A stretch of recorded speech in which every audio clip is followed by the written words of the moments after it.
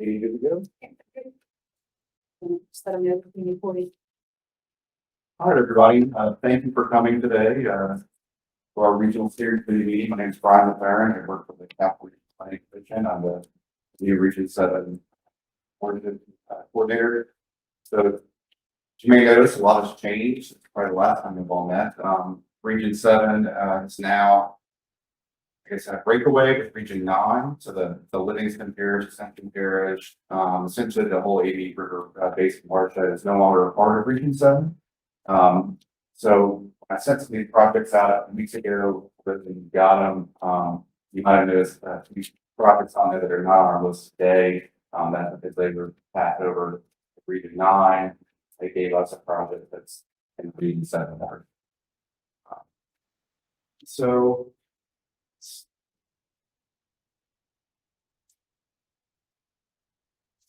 all right. So just a little bit of thing to mention here is the state, they have, they're accepting public comments on this APA 3, and that's the distribution of funding related to the watershed initiative. If you go on the watershed.la.gov news, they have a link, memorandum, and so we're not really going to go over that today, but I encourage you all to look at that.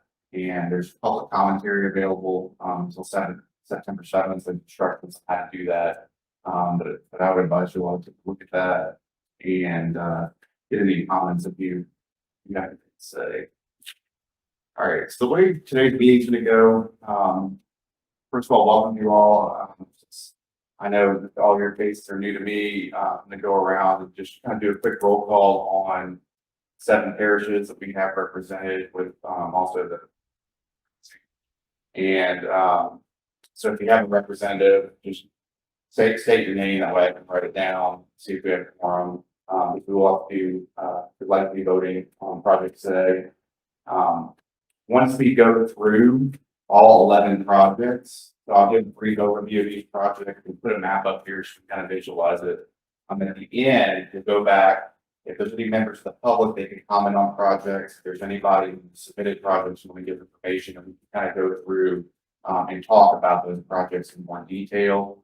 And then once we're comfortable with that, we'll go ahead and we'll vote on those round 2 applications.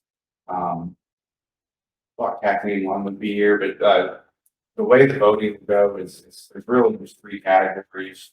We're looking at, the project meets,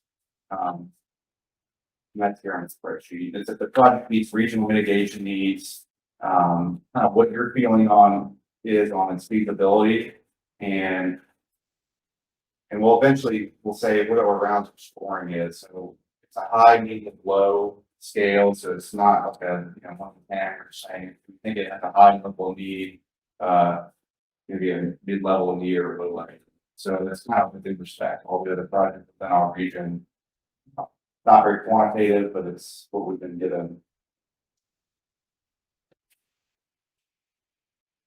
For those of you that aren't familiar with projects, a couple of things. The way OCD has asked to look at this is, does it meet low to moderate income standard requirements? And so each project is submitted with a polygon.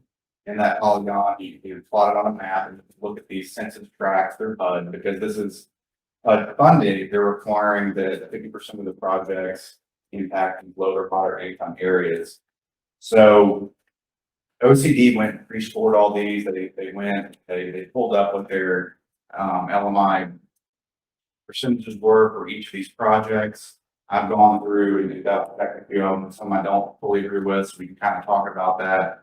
While they want us to give priority to LMI impacting projects, if we look at the map and we feel that perhaps they could have drawn their polygon a little different, or there's opportunities for them to impact possibly these LMI areas, we can still give recommendations for OCD to look at the project, and they'll work with the project submitter on going back through that.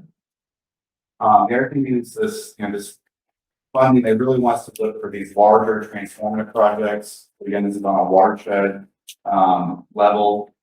So some projects, they seem to be more locally focused, you know, we'll kind of talk about that and more local impacts and that other sources of funding may be better.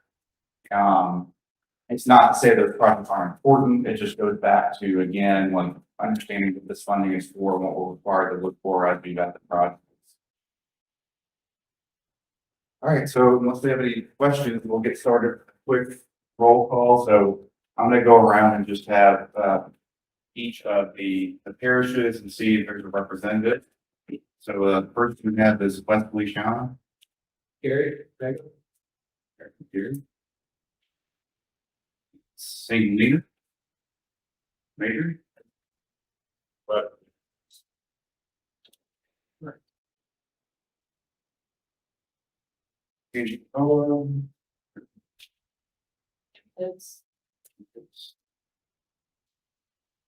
Washington Parish. Examining. Wilson. John Baptist. Duh, like the bird. Like bird, you know, the, all right. And Ivy Matthew, so Joe. St. Charles. We have a representative contracting service. I think I'm a member at large. Member at large. What's your name? Rodney Barr.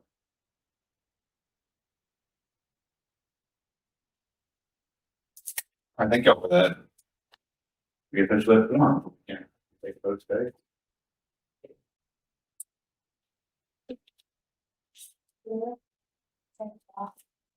was asking to join the meeting.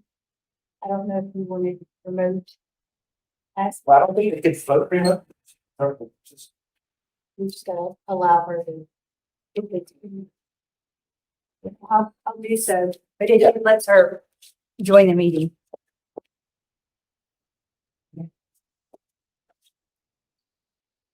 Yeah, working the governor did away with the remote voting, and that's why we had to be. You may just want to let. I don't think she's, nothing. Nothing, she made it drop. Okay. Yeah, the microphone's about it, I don't know. I'm getting another one.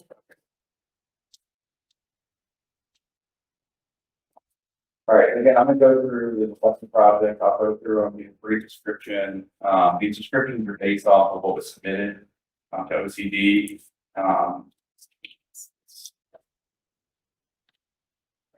And I kind of prepared some basic pros and cons based on how I see how it fits within the funding guidelines. So again, you know, everybody to kind of follow along on this sheet, make any comments you have if you see it. If you agree, disagree, that's fine. And we'll get the comment period again. We'll go through the projects again one by one. All right, so our first project is proposal 1040. This is submitted by Washington Parish, Washington Parish Clearing and Snagging proposal. And the proposed project consists of snagging and clearing channels in the Bogalusa watershed. And that includes Bogalusa, Coburn, Yellow Branch Creeks, and it's a highly populated area of Bogalusa. And it's got the, I'm going to mispronounce it, but Hoffman Creek, popular area of Bernardo, which is Bogalusa. And some of the pros for this project is, as I can read on here, is that land access has already been obtained. So that was a big concern with OCD, is that some of these projects need to go through, and whether it's property buyouts or anything, that could be problematic. It's also in a special flood hazard area. It will benefit federal disaster declaration. And as the Bogalusa Castle Park area that'll be benefited. Some of the cons, just based on the project guidelines, they don't mention anything about nature-based solutions. So that's another guideline that we're being asked to review. I know it's a little confusing as to what that is. There's some good training on the LWI website that talks about different. So if you're not familiar, I can send you a link to that later. This project, you can see on the screen, it's does not appear to meet LMI assessment. So LMI assessment is 51% or more low to moderate income person per capita. So if you have 51 people that are low to moderate income and the total population is 100, then you meet that 51. And if you have multiple census tracts, which we'll get to in some of these other areas, if you have multiple census tracts, there's a formula that you have to sum all the low to moderate income people, sum the total population, divide the two numbers and get that. So that's for some of these, we may need to advise OCD to kind of rework period calculations. Some of these other values I pulled, it really kind of gives you a frame of reference for the project, what risk, moderate, and that same, that total is the social vulnerability index. They're not numbers that OCD has to look at. I just kind of wanted to put some other projects. And then you also see, if I go through these, that NBS at the bottom, that was from the Nature Conservancy. They put together a tool without FBI funding. They kind of talked about which sort of NBS options may be available. So just kind of something to find. But essentially, it's clearing and snagging these four big branches along the Pearl River. So our next project is proposal 1081 in St. Lucia Parish. It's the Little Colony drainage improvements, and so St. Lucia Parish seeks to resolve river flooding amongst the parish, largely due to various rivers and creeks such as the Little Albany River, and Albany Creek, and Albany Creek. So that flooding issues that go along with channelization of the river, and this impacts both the Albany watershed and the Tickfaw River watershed, and they've been getting significant flooding that closes roads and vehicle passage was prevented, and floods out residents. So what I found interesting about this one is that the LMI assessment that OCD gave us is just below 51%. First of all, HUD, so HUD got middle of the ground. That was 50.5, it's still 50.5 enough. But when I pulled the census tract data, I found 60.88%. So that would be within an LMI zone. So that's something, if you like this project, we talk to OCD about that and double check the numbers. This is a pretty large area project, so it's got larger watershed implications. They actually looked at a flood insurance study to find the most applicable places in their parish for this type of work. Some of the cons is that they're looking at increasing channelization. If you know much about nature-based solutions, increasing channelization can often have negative impacts. So that would be something the proposal for them to consider is some alternate methods for how to handle their water. It's also unclear if land access is benefiting for such a large area of the project. Okay, so we have another St. Lucia Parish project. This is proposal 1087. It's the Hanover retention pond. And if you actually go back and forth between the two maps, you'll notice that this blue polygon here, that's the Hanover retention pond. So both projects are within kind of overlap within the same area. And this project addresses the stormwater mitigation need, and it focuses on increasing stormwater retention on a certain area that's vulnerable to stream flooding. And vehicles can't pass when the roads flood, and it impacts residents in the area. So the pro is that the LMI assessment comes out off of being well above the 51% threshold. There's not really a nature-based solution for the project, and land need to be attained, presents challenges, and then it also when you look at this project on its own, it's really just a localized impact. It's not a larger watershed impact. All right, so proposal 1136. This is a Bayou Palisade flood mitigation improvements. Watershed basin drains naturally by gravity via the bayou and is pumped over a flood wall into the Bayou Bonfuco. the areas that drain naturally to the bayou and project area.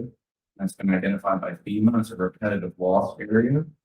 The project area is prone to flooding during significant rainstorms, similar to those that we saw in 2016.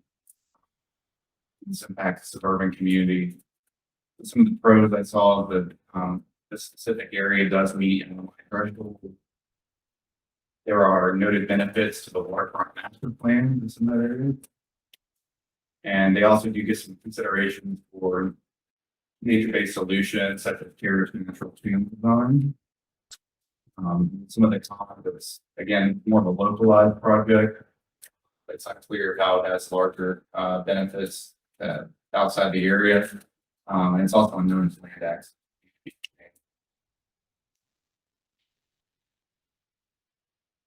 All right, so our next project is St. Tammany Parish, proposal 1157. It's a stormwater detention pond. It's a chief management problem that the project will address is flooding in the city of Slidell and surrounding unincorporated areas of southeastern St. Tammany Parish. This coastal zone area, which works concentrating is interwoven with huge waterways, major tributaries, and salt bayou, the W14 Canal, Pearl River. So this area has problems with surge, type flooding.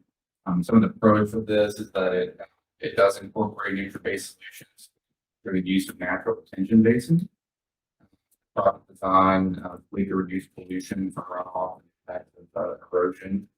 The con for the project though is that it does not appear to be the LMI threshold. Again, it looks like more of a localized project. Also, land acquisition is noted as being required. So depending on how you look at that favorably, that may be a problem. And proposal 1148, here parish, that's the Chapel Creek flood control and restoration.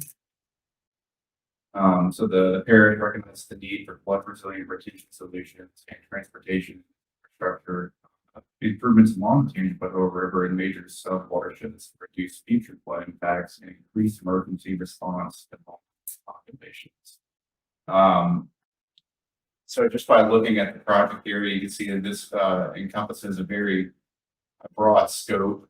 There's a lot of different areas that could be potentially benefited from this project. Based on what I looked at, it's one of the more well thought out projects, admittedly, and a lot of pros that I could kind of derive based on what I was given. One, it would preserve existing wetlands and improve floodplain habitat, which ties into nature-based solutions. The project notes benefits to endangered aquatic species, of our charismatic megafauna like the alligator, snapping turtle, and Alabama shad, some top species. The project area includes community transportation activities, so there's a lot of foresight in looking how they can build nature trails that are incorporated spaces for flood mitigation. And it has opportunities for floodplain and ecosystem community education. This project also has received state, federal, and private funding. So they have some resources to help move forward with the project. 20% of the design work has already been completed. The biggest glaring weakness that you can see is the LMI assessment is 34.26%. So when you look at the whole area, it's below the 51% goal. However, there's 8 tracks that encompass that area, but only 2 were above that LMI threshold. So again, it might be a good project to recommend and have OCD look at it. They want to interpret the LMI. And another weakness in the project is that land access may need to be obtained in such a large area.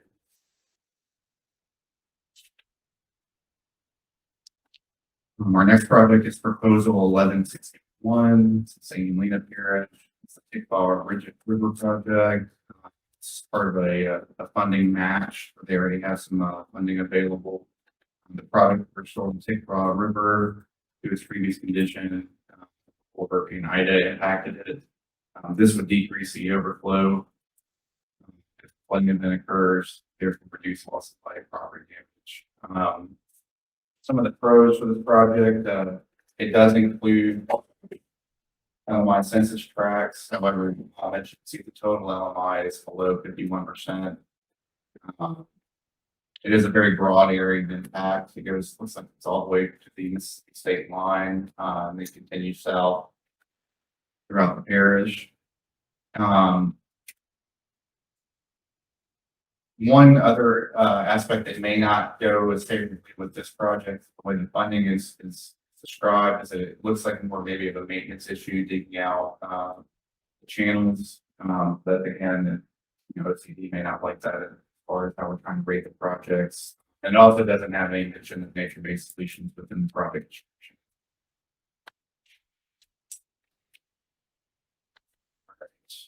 A few more of these to go through. Proposal 1162, St. Tammany Parish, it's the Big Fall River project match. It's the Alpha Road drainage improvement. So the Alpha Road drainage improvement is going out and reshaping ditches that are no longer flowing properly. This is part of a neighborhood revitalization plan where they looked at the impact area along the road opportunity zone. However, when you look at the total LMI score, it doesn't quite meet. But again, that's, you know, no, it doesn't seem to meet 51%, but there are some options that can be reviewed by OTD. However, the project impact area seems to be very localized and small. There's no description of nature-based solutions. And again, it might be considered more of a maintenance issue. Project proposal.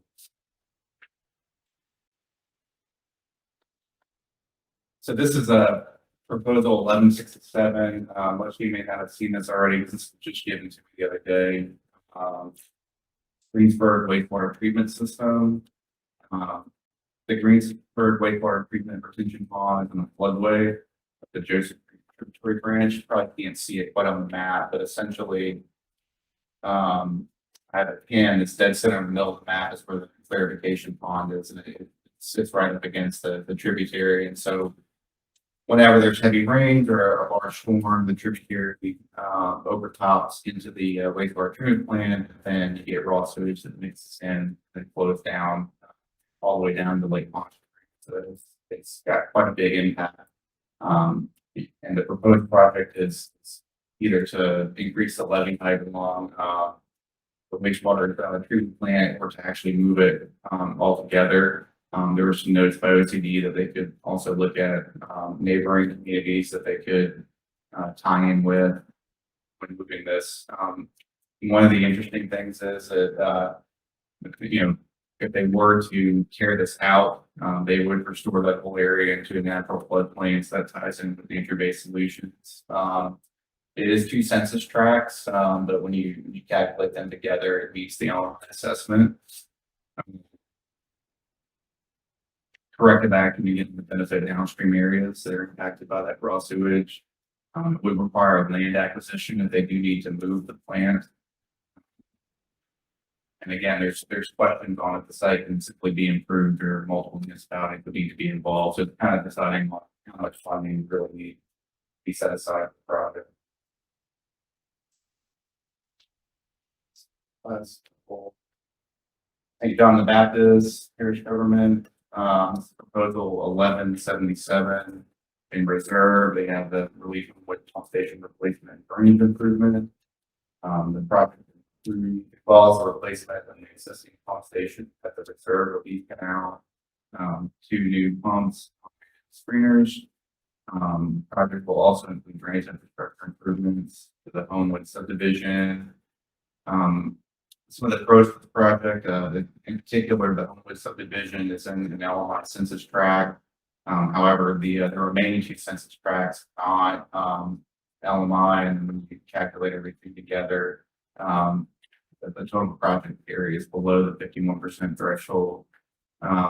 They do cite some nature-based solutions in the preservation of natural function of the marsh, of course, of wetland areas. Some federal funding has already been secured for this project. The cons being the The entire project again, I mean, online, and it's also a very localized.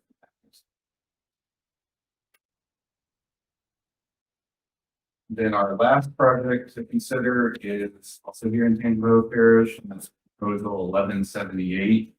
Tangipahoa Parish Board of Regents through culvert modification, deals with road adjacent flooding in low income communities, contributes to work interruptions.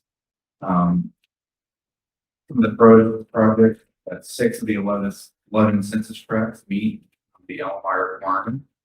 Nature-based solutions are identified in habitat restoration, detection of floodplains, removal of fish barriers. Noted impacts to multiple wildlife management areas and recreation space. Again, the biggest con for this project is that the total project area does not meet LMI. All right, that's all the projects. Before we get into discussion, I just wanted to have y'all think about something too while we're looking at this. So a number of the projects do overlap. And so there might be some discussion on, how do we consider multiple projects, what their impacts are to each other. Can some of these projects be rolled into one? I'm not sure exactly what OCD requirements are with that, but that would be something we could mention. This is mostly San Lin Parish and Tangipahoa Parish projects. All right, so that being said, is anybody from the public that's here, anybody from the public that would like to comment on the projects? Is there anyone that submitted a project that would like to give specific information on that project? If you do, I'll pass the microphone around while we record.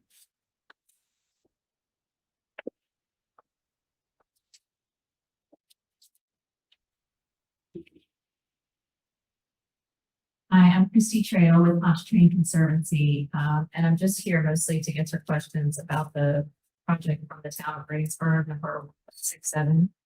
But as you know, the description, it will provide water quality improvements as well as flood mitigation if approved. So again, just want to offer up, I'm here to answer questions if y'all have any. Anybody else?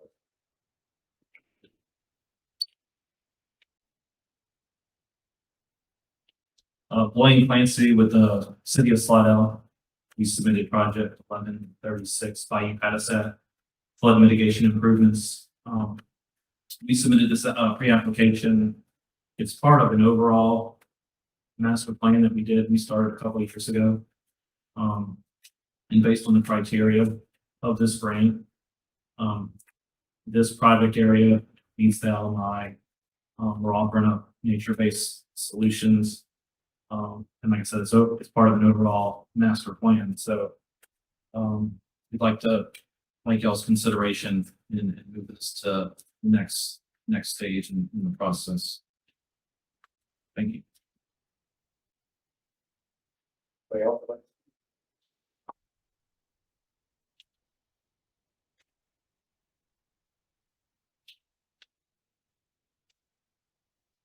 Afternoon.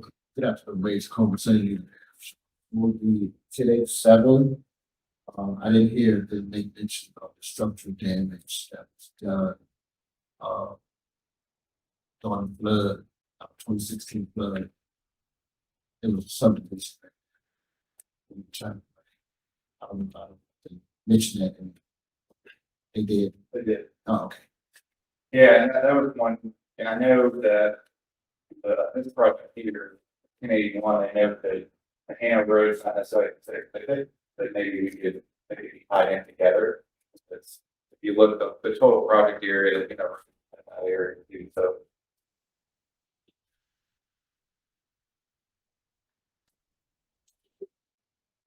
It is Rob Liner, St. Tammany Parish. In regards to proposal 1162, it is a lower price project, but we feel like it provides a huge benefit to the area. The town of Alton needs revitalization. We conducted a revitalization plan last year. We've submitted drainage projects on our own through our own funding. as well as road impacts, traffic improvements and sidewalks. Part greater. That's correct. So this particular aspect is part of a bigger project, bigger plan. I don't know if the revitalization plan itself was submitted with the application, but if we can maybe get a high recommendation, we can certainly submit that to OCD for review. But on the town of Alton, we're definitely concentrating on that would like to be consideration. Thanks. I have a quick question about the St. Helena project for the wastewater treatment. Notice you mentioned when you were sharing that it's to possibly remove that treatment facility because it's in the floodplain and, you know, waters exceed the banks, it spills over. So is in the proposal, is this just to remove it or to relocate it elsewhere? And if it's to relocate it, is the property acquisition for where the new location for the system would be already been obtained or at least under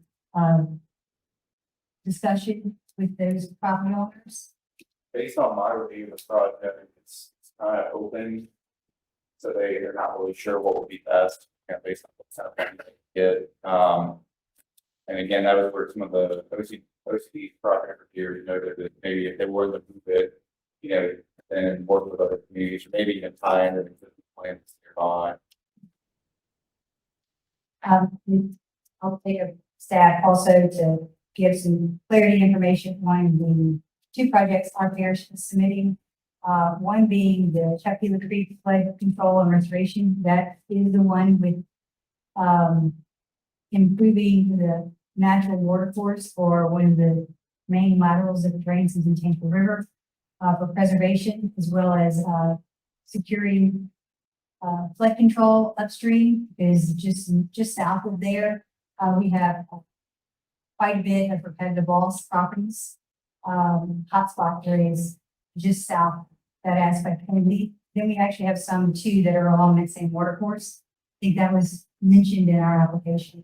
The other aspect is we've submitted a packet, attached packet, and I think the polygon was the only part of the project that was looked at for scrutiny when we had included other tracks to be looked at for benefit area, but not drawn in the polygon. So that actually happened for both of our projects. So if you're looking at what was now submitted in the packet as service benefit area for our community for both of those projects. The other project, which is the stormwater drainage enhancement, that affects two different workforces and two different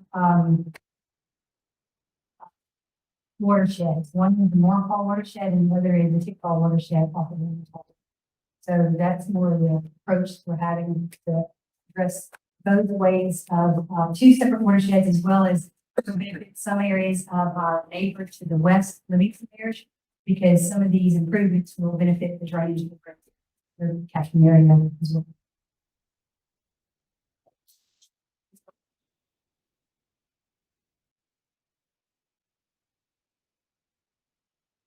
Yes, question about the Greensburg project.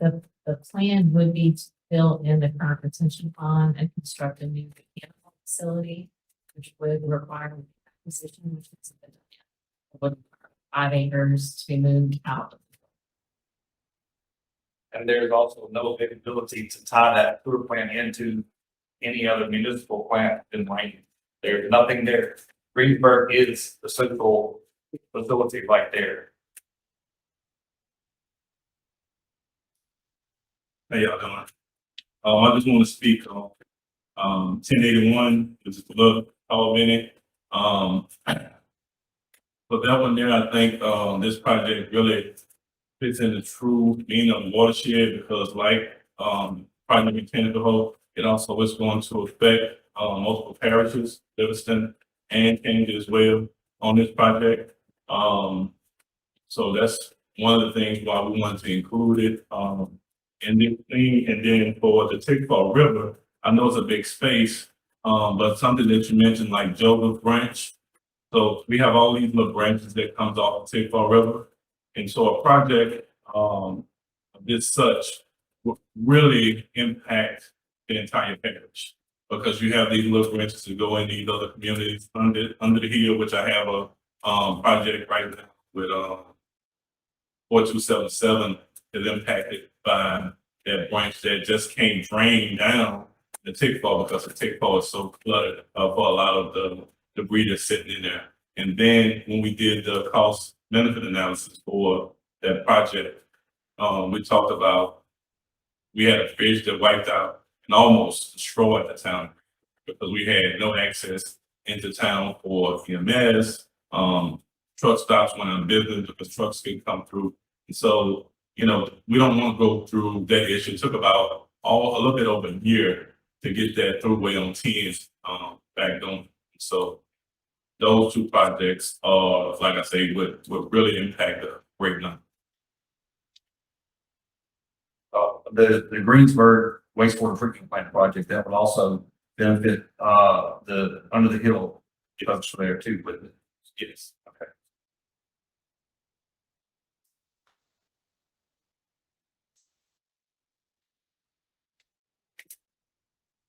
Hi, I'm here on behalf of Washington Parish for project 1040.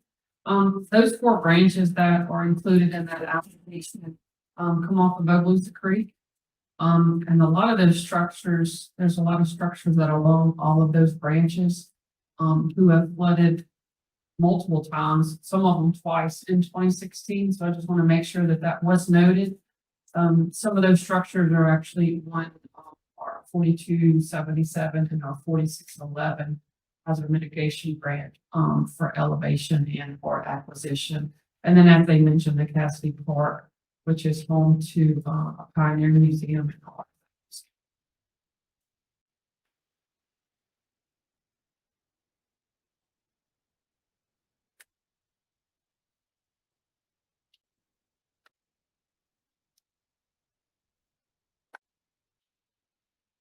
Hate to call them again. I have a question.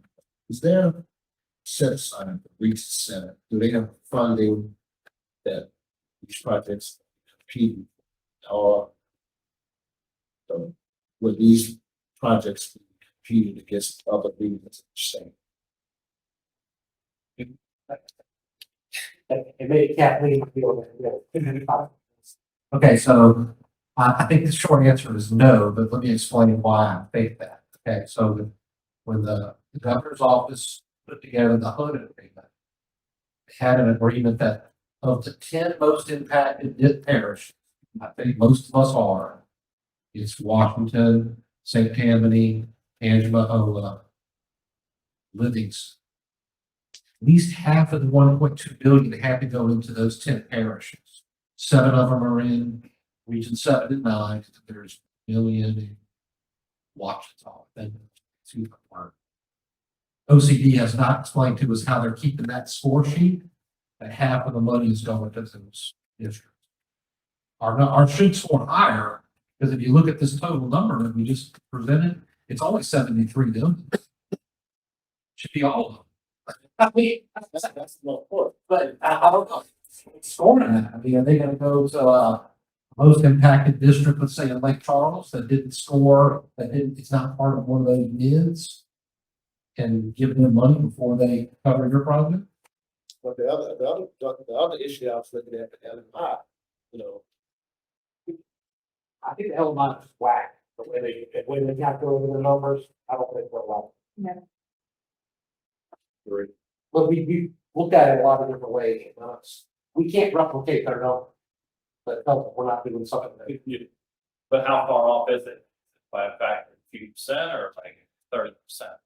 well, one of them is 60. It's 17%, because ours met the threshold based off of our attached package. But the way they're looking at it, how they're doing their calculations, their percentage was totally different than ours for both of our. And they're basing it on the polygon that was presented or the pair. That's just it. They base it off the polygon. And we actually went to the technical assistance that was offered by their other consulting organization. And we were told, as long as you completed the polygon and just put a dot on the map, you can move forward with your application. But if you needed to give more details, limited information to put in the actual application, to submit it as an attachment. We submitted one of ours, the project had a 68-page attachment with all the details for the maps and LMI. They didn't even look at that until we had a call with them. And they realized, oh, you put that information in the map in the packet. Yes. They were only calculating on what that polygon was able to identify. And our service area and the polygon was thrown a dart in the vicinity of where we were going to put a polygon.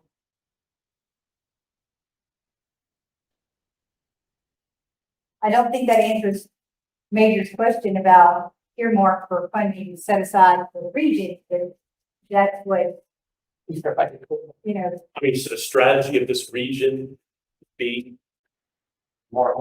yes, Can't believe, has any other district done that? we comment on that. Yeah. Who's the consultant for here? I'll grab it. Okay.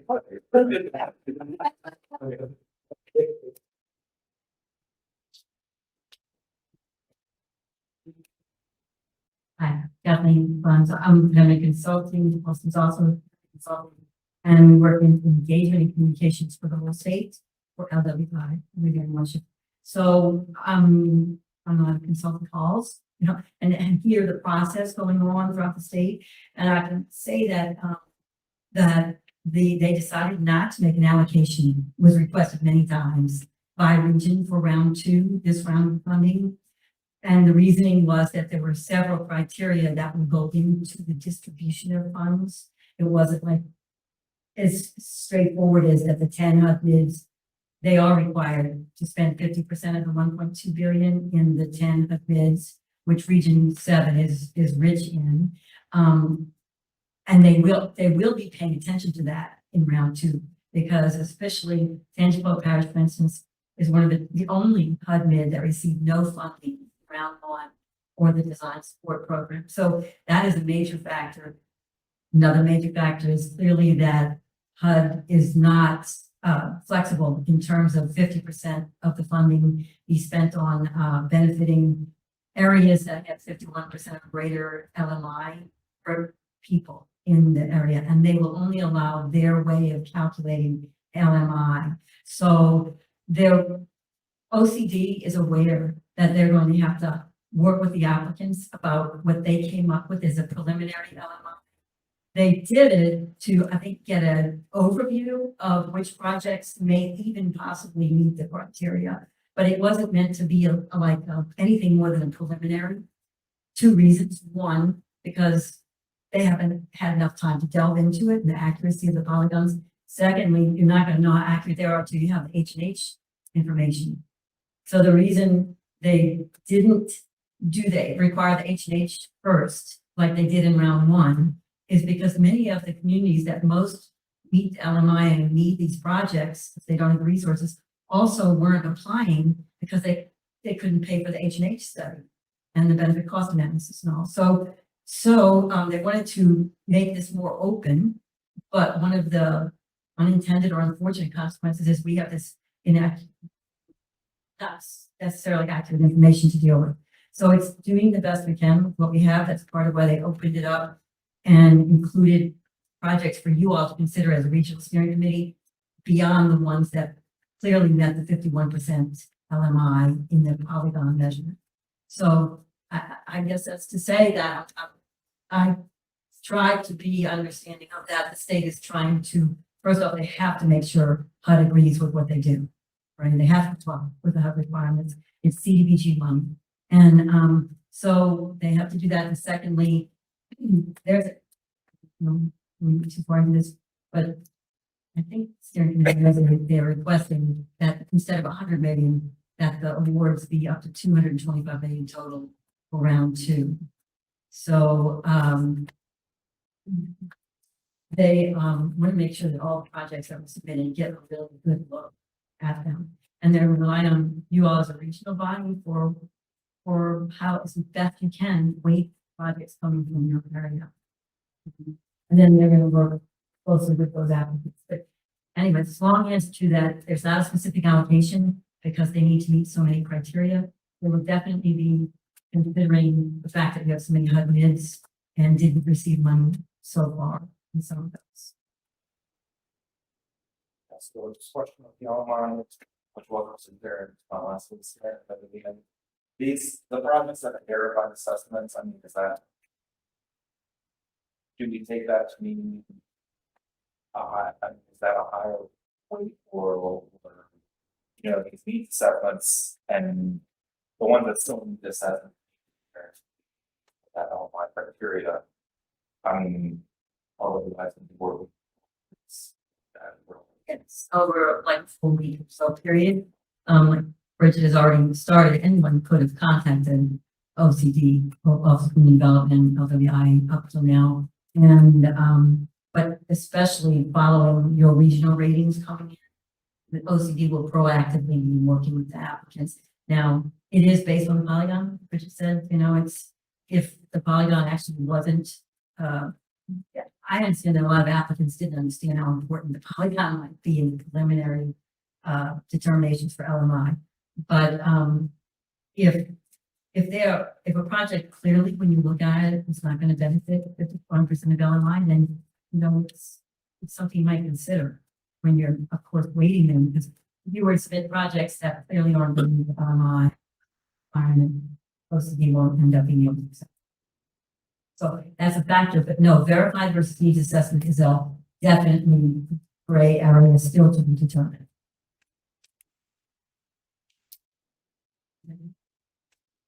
Yeah. Those that did get funding around, more emphasis is being put on those. Because what repairs did get any funding? Well, the particular emphasis on it, and most impacted and distressed parishes from the 2016 flooding events. Washington, one of the 10 HUD bids. Okay, then yeah, I'll definitely make a point of that. Yeah, I didn't know it was more than 10 of so the emphasis will definitely be to make sure that HUD bids receive some funding from LWI.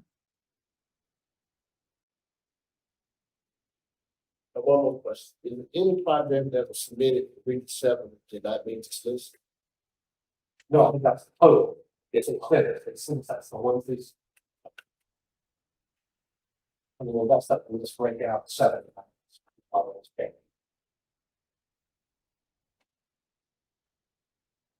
So glad y'all are here because I know it was a lot to get back together after, you know, it's been a long time since we met.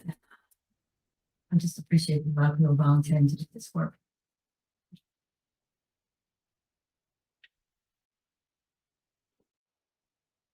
Comment. I wanted to make a quick comment on 1177 St. John Parish Reserve Lead Homewood Station. I think that I think that you did a good job describing even an overview of the projects, but in terms of the smaller local impact, I did want to point out that for the Lake Maurepas River Reintroduction Diversion Project, the design reports identified increasing drainage capacity in Reserve Relief Canal, among other drainage canals in Garyville and Reserve. And this is one element of trying to accomplish that.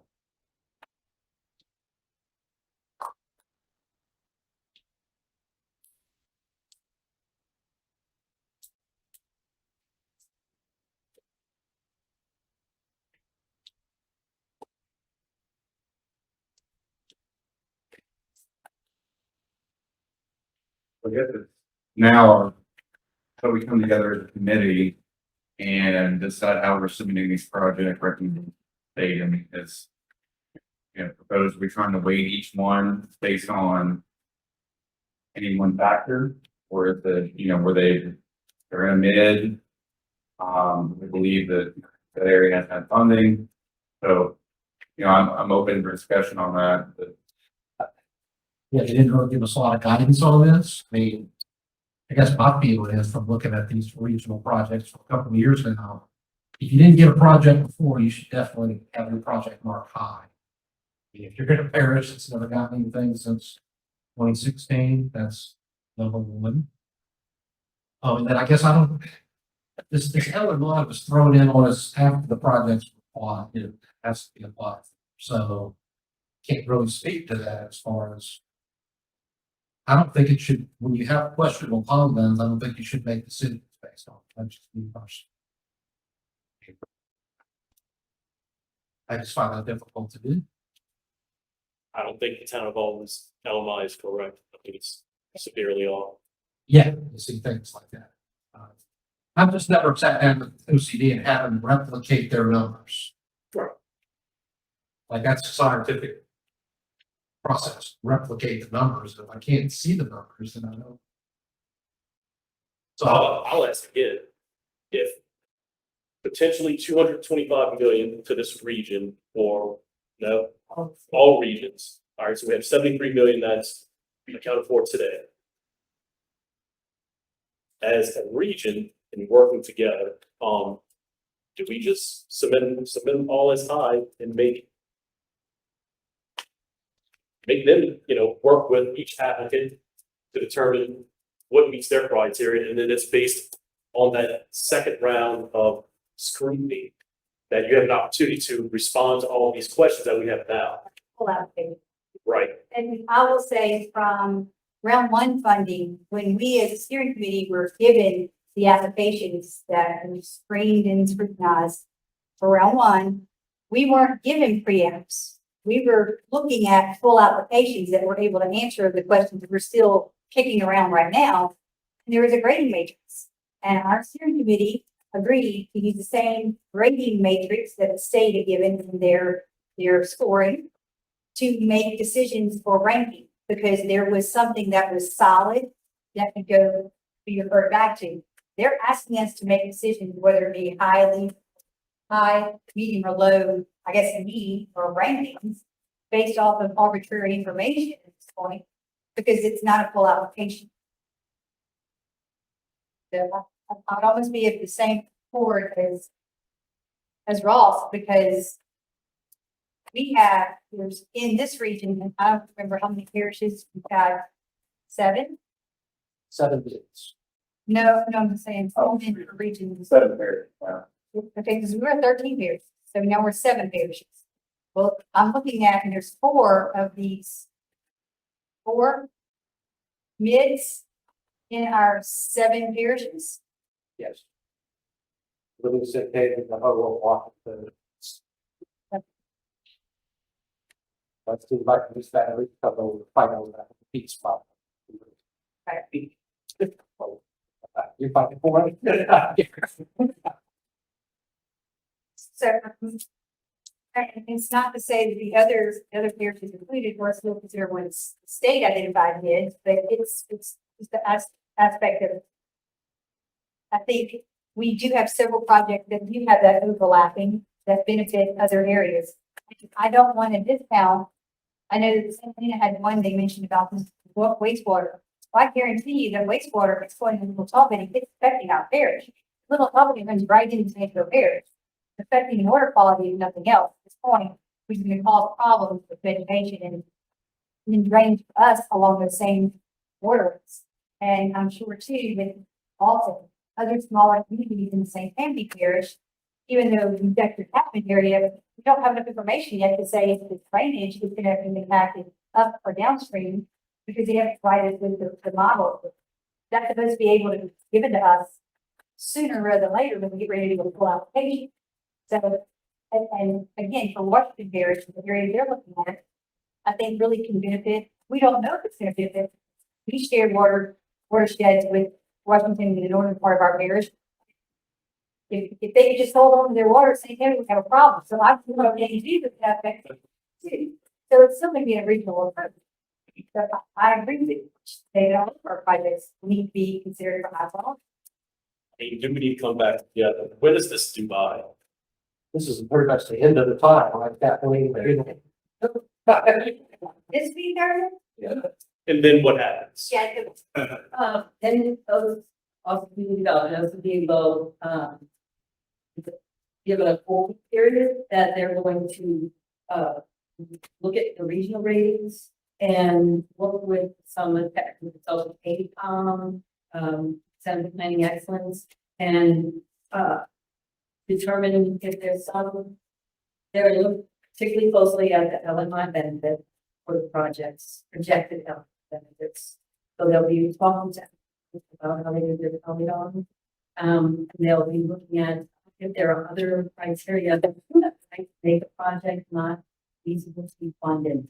One thing that was mentioned on the call is that they have a one project that has a project that involves floodway, and they have to prove, and if they did not, it's for functional dependence. I'm sure what that means. It is holding up the project considerably and not sure they can be able to fund it.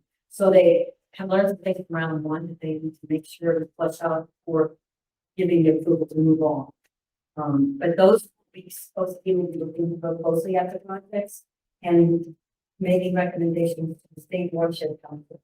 They have a group that's 5 state agencies representing that, and they have representatives called the technical advisory group that are more the technical experts in the state, those state agencies. And they will be making recommendations to them and finally to the watershed council. The watershed council will meet in either late October or November to select which projects will be awarded with the feasibility phase. That would pay for their H&A study. So we wouldn't be getting into final applications of next year. I'll state it again. Make OCD do the work.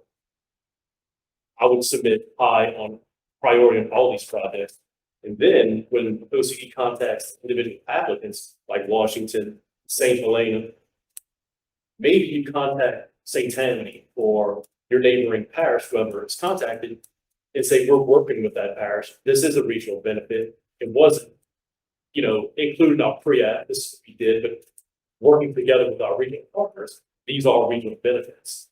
And That's what they wanted to prove too. Right. Regional, it had to prove beneficial with the LMI. Maybe the neighboring parish has more LMI because that workforce is being trained somewhere else south. Well, we're looking at it as a snapshot for our home, maybe entities, so we know wastewater is going to be improving in this one area. We know it's going to have a further reaching, but we haven't scrutinized what our neighbor's LMI is for certain tracts. Really, we're having eyes on where ours is situated. But if we are doing that as a collective approach, partnering in that regard, we're helping each other strengthen these applications that would help us get funding and move to Region 7, where we know we would share the benefit across the region. again, it's just ideas, spitballing. Kathleen, you might be able to speak to this a little bit. They could do community surveys and other assessments for LMI. It doesn't have to be just the polygon metric, correct? You can do a community survey. If you're going to do that, definitely recommend getting in touch, like with OCD as quickly as possible and getting started. It has to be part of the dialogue with OCD when you decide whether it's worth doing it. Say with that, we considered it because when we saw their number come back, we thought it was wrong. And it wasn't the same number that we had submitted to them. They were saying they're looking at the catchment area being a little different than us. So we said, we know the community and we know the numbers that are given from HUD standards for the LMI information is not accurate. And when we started looking at our margin of error for those tracks, some of them were 26 and 28% margin of error, which is huge. Which means that if it was 34%, we've got a 28% margin of error. That's putting it, if you add that 28% to the margin of error, that's going to give you in the 60, 70% LMI. As there, because you're saying they didn't have enough information and there's a huge margin to go one way or the other. Well, when we brought that to them, we're like, we'll go on the survey because the HUD recommends if your margin of error is greater than 10%, they tell the local communities to do your own survey because you'll probably get better data than what we had. They'll accept you doing your survey. When we approached that aspect, they told us to hold off. They were talking to HUD about how they're looking at LMI for the benefit area for the communities that, again, for mids as well as the non-funded first round applicants for proof before we would bite off the endeavor. And again, if you're interested in that, HUD's guidance says it shouldn't take you more than 5 to 6 weeks to do your own local survey, and the sample sizes aren't extremely huge. So it is something that you can explore on your own for small community, for a community catch. But we were looking into that and moving forward with it when they told us to hold up because our argument with the margin of error was so large that HUD recommends we do so. Once OCD gets these applications, will they reach out to the parish and let them know what could possibly be wrong with the application or what information is not being captured? And give them an opportunity to look into it? Oh, yes, that's what the full application is supposed to do, is capture. And they haven't given us a full application opportunity yet. Because the thing that we don't have in the pre-app, we're supposed to be given the opportunity to answer in the full application. And last round, round one, we had all of those answers. We had the packets that had the things that were supposed to be answered. All of us, so we could see whether or not how does it rank with everyone else. So I agree with you, but the bottom line is they're wanting us to rank this, I think it's premature. Because they didn't even give us enough characters in a box, give them the full description of really what we're trying to do. We were told it'll be in the full app. Well, you're telling us I'm not gonna screen in to be able to do a full app. How am I supposed to? I think there's another step now in round two than there was in round one, where the state's now doing the H&H. Where in round one, we went pre-app, straight to full app. Right. So it's, I guess the state gonna allow us to look at the LMI before we go to the H&H. Yeah, that's what the purpose of the next 4 to 6 weeks primarily. And as far as, we would wait for I don't know what Lynn's OCD will do beyond, like, on eligibility questions that are real clear that when the project comes around, I don't think OCD is going to be looking to help applicants, to get their projects on track, just to 140 something. If you look at it across the state, I think it's close to $1 billion in value for the whole state of what remains to be considered. So the effort is to try to, that down to the ones that actually would be fundable and then the ones that didn't work, right? But I would have applicants and I were ready to hire, particularly I was getting in touch with OCD, watershed at LA by job and there's an email there and they didn't get them, so Brian, let Ryan know, Brian, that email, emails sent into watershed LA to respond to the request. All right, and I guess alternatively, because I definitely don't think that's good. If we don't go in as a region with a high recommendation for all projects, then what is the, how do we do? Do we take this sheet, write high, medium, and low, give them to you, you rank them high, medium, and low, based on what people submit, and then you tally them up and then submit them? Or what is the process? That was actually kind of my thought. I mean, I don't know, there's not really any good guidelines on how to have to conduct that vote, but that, to me, that would seem the most logical, like a ballot, essentially, one representative from each parish or individuals. That would be the way to do it. Then you get into questions of how do we pick high, the top 4 highest, So there's 11 on the list. They're often looking at kind of the regional ones to talk about. See, OCD's project application gave 10 points to nature-based solutions. They didn't give anything to regionalism, which I'm hearing is important. So that's why another indicator is push them all up high and then they'll start racking and stacking it to whatever lens they're using. So if they have a motion. I'm the chairman, I can't make a motion. I can. I'll make the motion that we rank all of our 11 projects as high need at this point. Second. Heard a motion in a second. Every member of the regional steering committee, vote yay or nay. So we'll go with the yays and have the yays, please. Yeah. I'm not doing a count. Yeah. Ryan, you got it? I think that was everybody. But All right, so any nays, make it easy.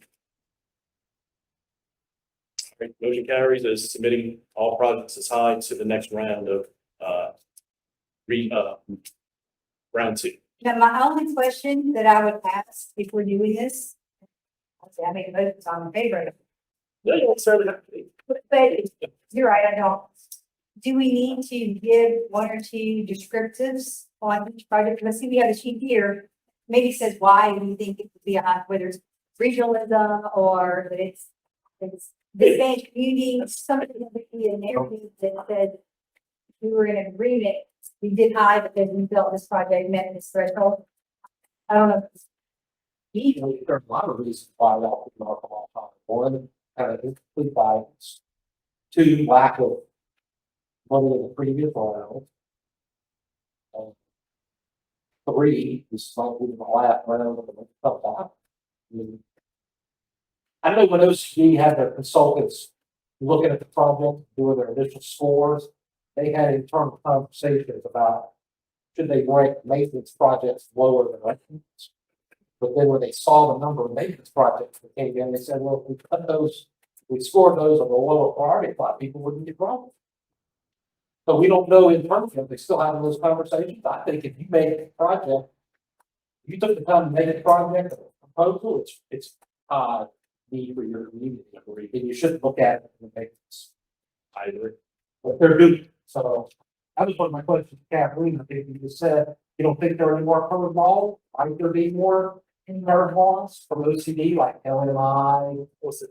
People with those dogs? Yeah, curveballs, yeah. Oh, curveball. Curveball, yes, curveballs. I mean, because No, I mean, I do think the whole process has, I mean, it's evolved in a way not, some of it improving as it goes along, some of it a little. That's unfortunate, it's supposed to be geared to the science, but, I do think LWI in general is a better for being scientific and approach than the way it's like solved. So this is an effort to move toward regional collaboration, scientific basis for how you award funding. I don't know many, curveballs. I would say that we could just read the statement to be aware of the amendment. That's what what's on right now. It's on, I think you probably sent it release. This amendment would cause more money to come into round two for projects on the table now. But it eliminates round three, which we did in 2024, and would have had somewhat been put into an amendment. And instead, they increased this to 225 to 100 and allocated 100 million to region 9 based on unclear data. Region 9 went to the governor's office and supposed to have whatever action they took. So if you want to make a public comment on that, you can do that on the website. The state has to respond to any public comments that have become part of the record. They go to HUD to see those. HUD has 45 days after September 7th. The public comments have to be submitted by September 7th on the website or by mail, and they have to be answered. And HUD will see the questions and the comments and the answers. That being said, I think. What's the question? Or, well, the question about it, you just mentioned the next for public comment, but at this point, is it literally just one amendment? So when it's submitted and given to HUD, it's either approved and it's the totality, like it's totally entirely approved, or it's not approved by HUD. HUD can pick and choose the portions or parts of what they're asking as an amendment to approve. I'll find out that because I do, my understanding, once the comments received, there could be modifications to the amendment. But if it's a modification that requires the Washington community center, that would put everything off. And if it went past this for the year, and the approval of the governor, we're going to do government clearly, and that changed everything. And I know that the current administration doesn't go beyond this end of this year. So I know that they'll try to get it ironed out and presented to HUD in a clear message about having to send back to the voting on. I'm pretty sure that it is a fund decision, and there could be some minor modifications, but a major modification may just derail it. And HUD may say, stick with the original action plan. And you have a little agree. So I have a question to the regional steering committee as well as our staff and region. As a region, Region 7, we've now been split. $100 million has been allocated to that Region 9 now. That's what the amendment is. After this. That's what I'm asking. Yes. Do we want to submit a public comment on behalf of Region 7 about the $100 million being allocated only to Region 9? When the rest of the state is allocated 225. Yeah. There you go. That's true. Okay. So, I would be happy to, and this has, before September 7th, I'd be happy to work with CRPC on developing a public comment for the distribution to the committee, to review and edit and comment upon, and then potentially submit. September 7th is close, but I feel like we can do that. I'll make the motion. Go ahead. Well, part of that, those talking points should be as well. We have 7 parishes in our region. 4 of those 7 are considered HUD mids. Whereas in Region 9, I don't know how many parishes are now fetched out in the Region 9, but they only have 2 HUD mids. For $100 million would be earmarked for just 2 HUD mids, and our region has double that number of mids. I think that's a disproportion right there. And it really doesn't even speak to in round 1, how many projects were funded in those other 2 mids. They're part of now Region 9 that's already received funding, where the other 4 of us HUD mid parishes haven't gotten, there's 2 of us that haven't gotten any project. Is that in form of a motion? Do some public comment.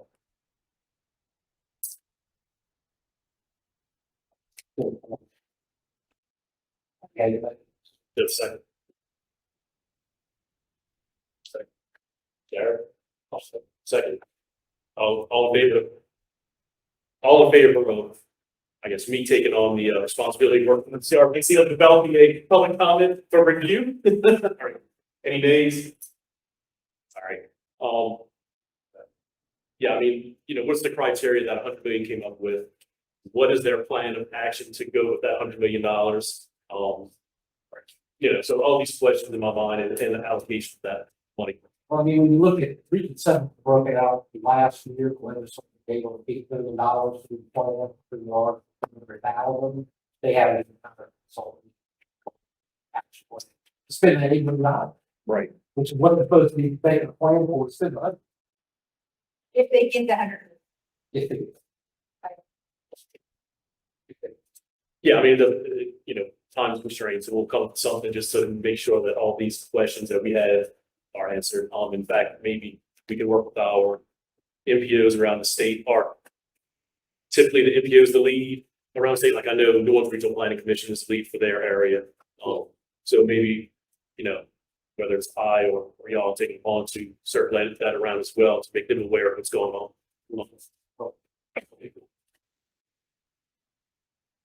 OCD, yeah, well, some of the things here, they talk kind of like about boundaries, it's like we have the map of West Louisiana. That's technically they're in our boundary, we have the same kind of boundaries.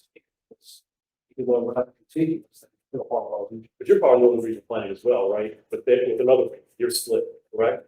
Yeah. Yeah. Yeah, So, I mean, that's good. Well, and also South Central. Yeah. they're South Central Planning. Organized area. With the change of administration at the governor's level, I'm assuming, We have our contracts to work through the file. Through phase. I think we have a 3-year contract. I'm one, consider. We should be doing this for about 2 years. okay, good. I'm just thinking about how we attack. So, it's kind of what I'm hearing, we have to rank the projects, and maybe it would make sense, but I know, when you talked about some group subcommittees, for this as well, that it would make sense for me to work with Broad. Submitting all of the time with, the office explanatory notes, right, given the different pros for each project and speak to the nature of how it ties in from a regional standpoint. That's kind of what we're looking at, right? I mean, Plan for government is really important in what's the strength of the project. So on the form it says like rating round 2 score. That's not a score that, or do we all need to just say high, medium, and low? They read 62 in this template. Got it. Okay. So they went above and beyond that, so we didn't have any direction from OCD. Agreed.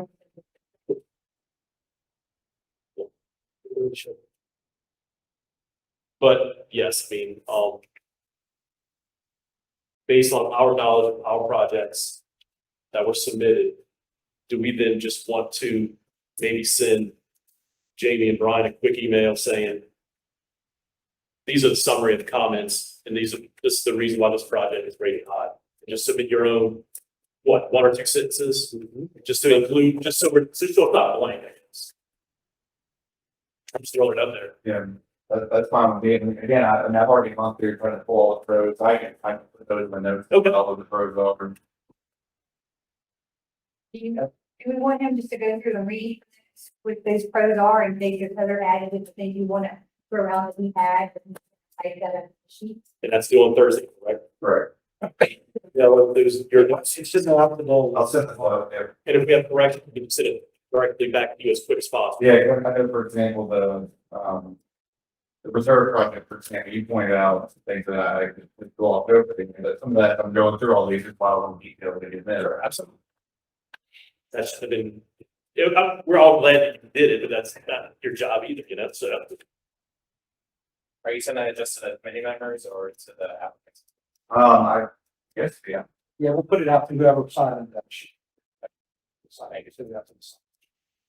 And I think what this kicks off is that after, like Thursday, I think OCD has 140 of these projects, and they're gonna rack them and stack them, somehow start in 4 weeks. We respond to everything we do. So they're gonna do about 7 a day.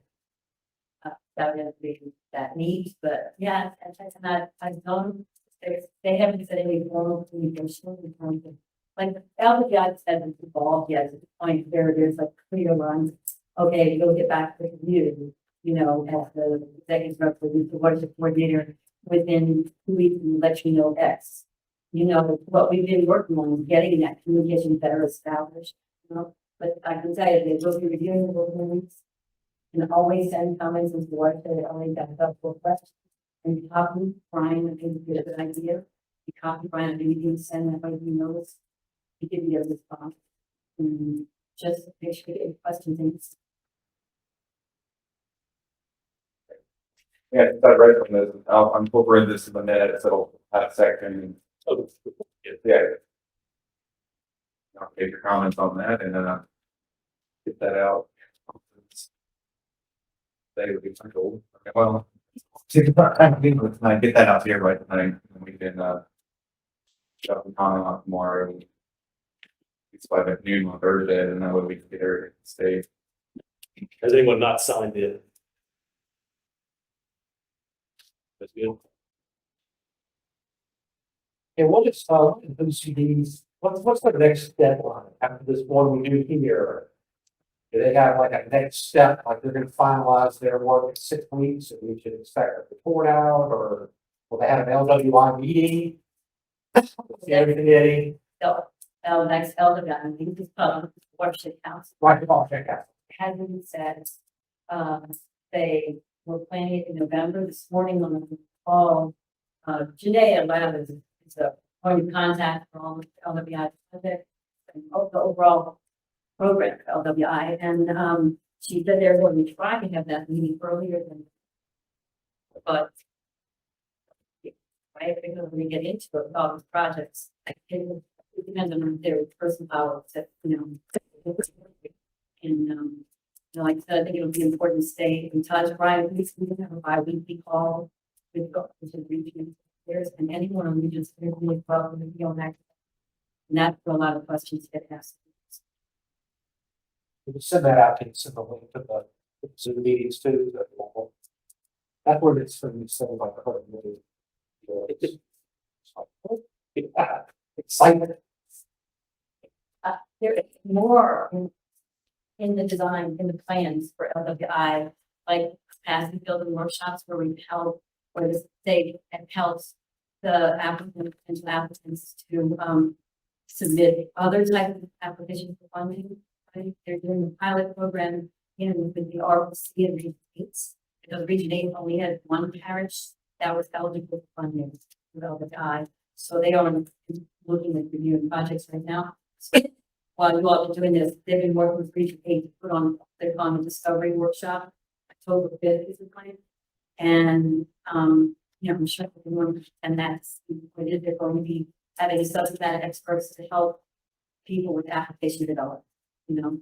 So there's intent is to keep building on this.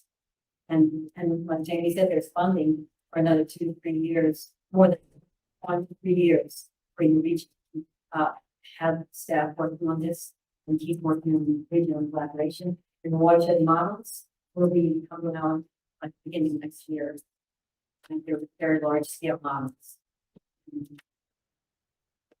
I've been told by those models will be most helpful for projects about 50 million plus, you know, so they're doing large scale watershed models.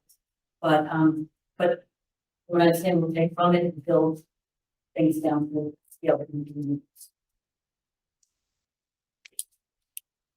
So I guess before we close, when would be the next time that y'all would like to meet? Y'all like to meet sooner than later, or next month, or a couple months down the road? Or one thing, as I've come into the position, kind of reviewing the bylaws and everything, they're kind of outdated because of the change in the size of the region.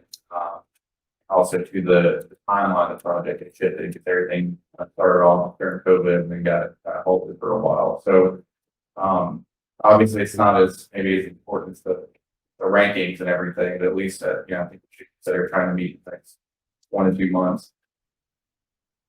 And it could be, if we don't have to vote, it could be a remote meeting. That's fine too. Yeah, I mean, look, if there's an agenda item that needs to be cleaned up and taken care of, I'm not in favor of just meeting to meet, but if we have business to take care of, I mean, let's do it. So if you're saying in a month or two to meet, I'm totally open to that, so. Sounds great. We talk about that sometimes. Yeah, Thank you all for coming out today, and you know, feel free to contact me if you got any questions or concerns, and look forward to working with you all. motion to adjourn. Anybody? Make a Seconds. Thank y'all very much. Nice seeing everybody. Yeah, see you. Been a while.